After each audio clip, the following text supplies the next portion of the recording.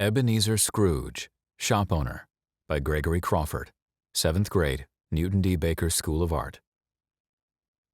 Ebenezer Scrooge is a local shop owner who has been financially struggling ever since the passing of his good friend, Jacob Marley. Scrooge was the manager, but now he is everything: the cashier, manager, and promoter. The business was booming until Ebenezer took over as cashier. A customer walks into the shop and asks, "Where are your lunch meats?" Ebenezer then says, "I don't know. Find it yourself. It's not my concern to find things for you." The customer walks out of the shop in outrage. While walking behind him, Scrooge screams, "Bah! Humbug!" Ebenezer then walks all the way back to grab the mop to clean the store, but a lady walks in with her baby, and the baby starts crying. Scrooge turns around and speaks, "Quiet down, your kid, or get out." The lady quiets down the baby and buys diapers and baby powder. She goes to the counter to be rung up, but Scrooge says, "I don't feel like doing it." "How am I going to pay for my items?" "Ring it up yourself." The lady leaves in disbelief, and Scrooge is annoyed. "Why are these people so heavily dependent on me? I'm just one person." Scrooge closes the shop for the day and packs his things and heads home. He is drinking his night tea when he sees it start to pour down on his town. Scrooge enjoys the weather, so he decides to sit by his window and watch the deluge. He notices a man sitting on his porch who is trying to get away from the rain. He opens the door, and to his surprise, it's two men on the porch. "No trespassing. Get off my porch." He pushes the men into the rain with his cane. "And don't come back," exclaimed Scrooge as he slammed the door so loudly his beautifully painted ceramic mug rattles on the table. It becomes dark with the rain still lightly drizzling, and Scrooge gets ready for bed with his bright blue outfit that gleamed like the sun and his nightcap that is like a fluffy cloud. He puts on his sleeping mask and lays down in his bed. Whoosh, whoosh, whoosh. He feels a cold breeze under his cover. He takes off his mask to see a bright figure.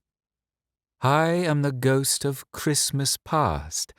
I am here to take you back and show you what made you the way you are." Before Scrooge can begin to make out words, the ghost swoops him up out of bed and takes him back in time to see his child self. Scrooge sees himself in a foster home while his parents walk out of the door. Scrooge begins to cry. He could not bear to see his family leave. Scrooge felt lost, abandoned, used, and mistreated. "What's wrong with me? Did I do something wrong? This is all a joke, right? When are they coming back?"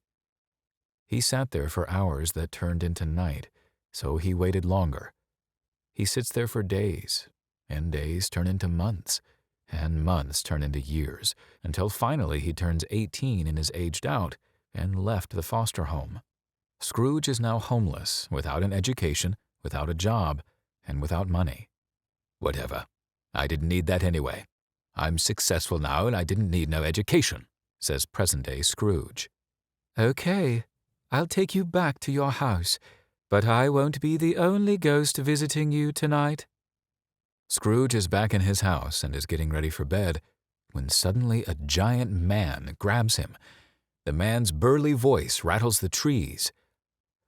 "I am the ghost of Christmas present. I am here to show you what the people you have hurt today have to go through." "I haven't hurt anyone," yells Scrooge. "We will see about that," bellows the giant. He shows the tired Scrooge the life of a man who came into his shop earlier that day.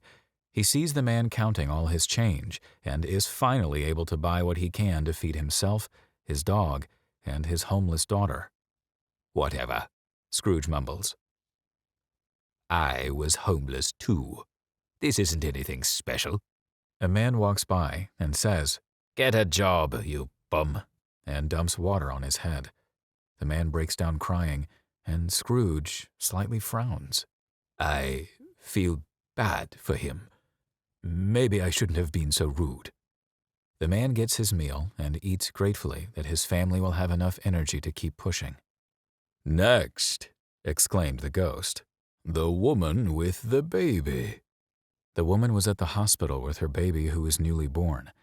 As she is holding her baby, she gets a call from her grandmother. "Your grandfather has passed," she said sorrowfully. The room is silent, as she just talked to her grandfather just 1 hour ago. "Wow, that's unfortunate," says Scrooge. "I wish I had known, so I wasn't so rude to her."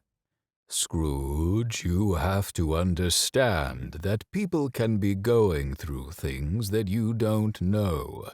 It would be better to be kind to them instead of making their day worse." The ghost escorts him back to his house, and Scrooge goes in.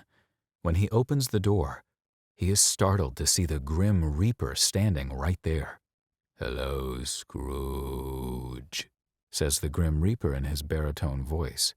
"I am the ghost of the future. I am here to show you what happens later in your life." Before Scrooge could speak, he is catapulted into the future. He is in shock as he stares at his grave. "This is your grave, Scrooge. You have passed away without ever getting to enjoy life." "Take me back. I don't want to be dead. I'll be a good person, I swear. I won't be so rude. I'll appreciate life." Ring, ring, ring. Scrooge's alarm clock goes off as he wakes up drenched in sweat. Scrooge may have been sleeping, but will never forget what the ghosts shared with him. That morning, the man walked in and asked, "Where are your lunch meats?" Scrooge smiles and answers, "Down aisle 9. Scrooge goes on to have a conversation with the man, building a bond with him and helping him to get back on his feet. The lady walks in, and Scrooge immediately helps the lady in and gives her free baby items. He helps the lady load the stuff into her car without hesitation. "Have a good day, ma'am." Scrooge is now a changed man who has a kind heart and is eternally grateful. Scrooge even hired a cashier and a cleaner for his business, which was booming, so he was not so stressed out with work. Scrooge is now happily living in his quiet house with his newly adopted cat named Jacob. Scrooge sits there quietly, but his mind was anything but quiet, because he is quite content.